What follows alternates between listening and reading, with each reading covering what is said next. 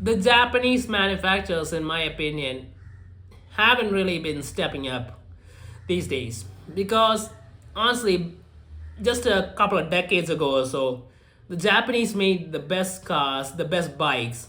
But depending on the country, in some countries it's probably 3 decades ago, but still, they revolutionized the market for bringing these products that were not only good but reliable too. Before that, before the Japanese showed up, reliability wasn't really something that was on everyone's mind. If you think about cars or bikes, because everyone's expecting their cars and bikes to work well for a while, then break down, and because we didn't know anything else, we didn't experience anything else, we accepted it. But when the Japanese showed up with their high levels of refinement and longevity for their products, the brands like Honda, Yamaha, Toyota, Nissan, that changed the game, and it kind of exposed all the other brands for not making products as good and as durable. And because as it turns out, they probably could have done it. We didn't know it, but they could have done it. Sure, it would have been more expensive, or maybe they didn't do a lot of hard work, but they could have done it. And yeah, that kind of opened the floodgates when it comes to reliability. Reliability became a factor that people actually started considering in their cars. I mean, that's a big thing. That's something that the Japanese brands brought. And because of that, every brand that came out of Japan, they kind of had that predetermined label of being reliable. I mean, even if it's a new brand, if you hear it's from Japan, oh, you go like, yeah, it's Japanese. That thing's gonna last forever. It's not gonna break at all. That's how good these cars or bikes are. And that was a huge thing. But now I feel like they've kind of fallen behind and it's kind of funny to think about because earlier on, if you think about it, the Japanese brands force the other brands to make better quality cars that last longer because I mean all this stuff costs money and people don't want to waste money buying new stuff all the time.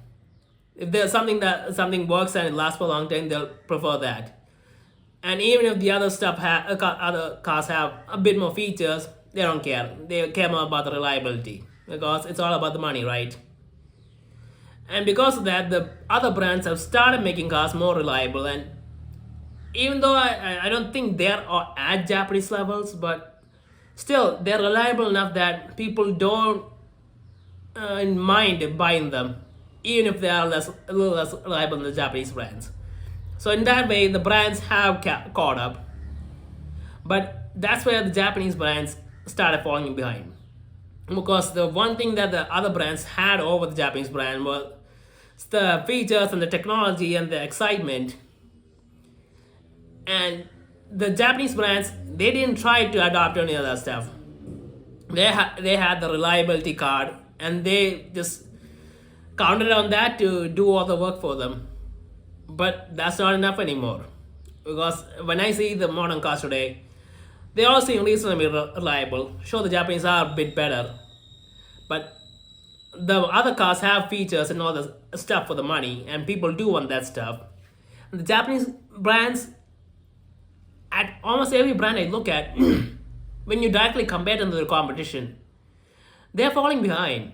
I don't see any brands really putting the kind of stuff that we want in these cars in terms of the bikes or the cars. And it's kind of sad to think about. And because of that, some brands are honestly struggling. I mean, we all know what was happening with Nissan. Now, I don't know what's happening with Nissan right now, but earlier on they were in trouble.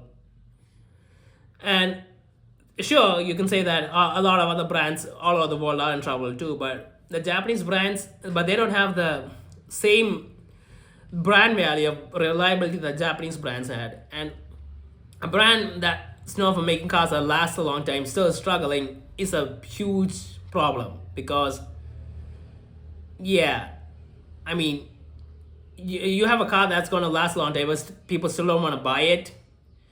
Then there's a big problem with how you're marketing the car or what you're putting in the car. And honestly, it feels more like the features and the designs and the type of cars that these brands are making. I feel like they're kind of in a box that worked for a long time and they don't want to leave that box at all. Feels like they're holding on to what honestly worked for them,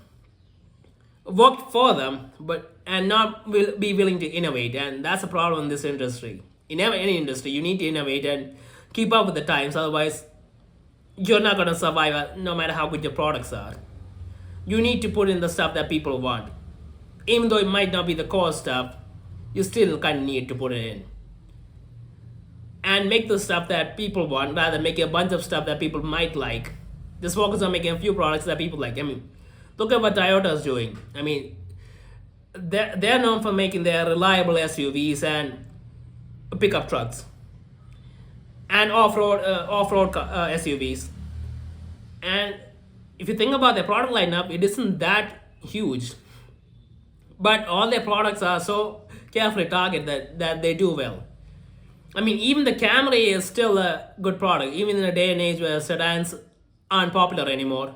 The new Camry looks like a good value for money car, and it gives the stuff that people want.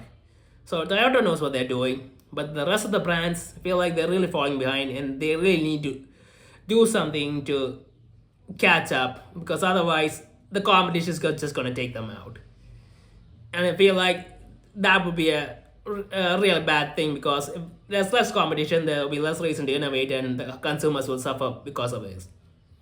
That's what the case of any industry, whether it's in phones, tablets, cars, fridges, anything. You need a healthy amount of competition to make sure that the customers get the best products.